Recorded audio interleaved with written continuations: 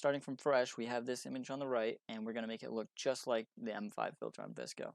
Now I'm going to go over to the blue curve, and I'm going to add some yellows, and I'm going to add some blue into the highlight. Now let's go over to the reds. I want to add some red in there. See if we can get some greens.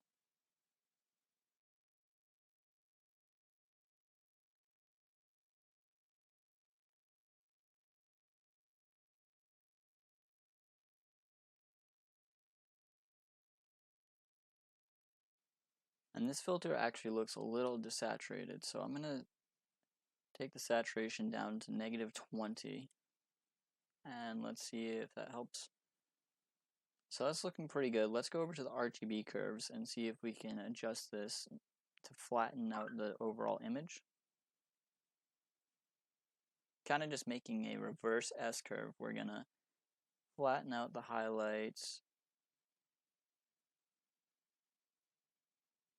bring up the mids and the shadows just a little bit. It does have quite a bit of contrast in the shadows, so let's bring that down. And let's go back to the blues, and we'll play with this and then just try to tweak it to the final result.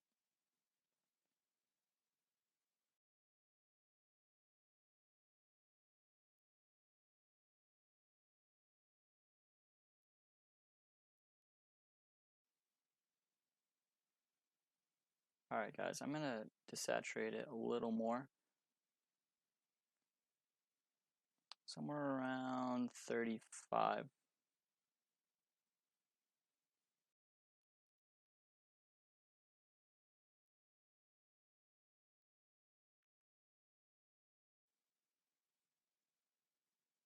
And you can see, just playing with the curves and a little bit of saturation adjustments, we can make it look just like the VSCO filter. And the more tweaking, we can refine it and make it look exactly like it, but I'm happy with the results.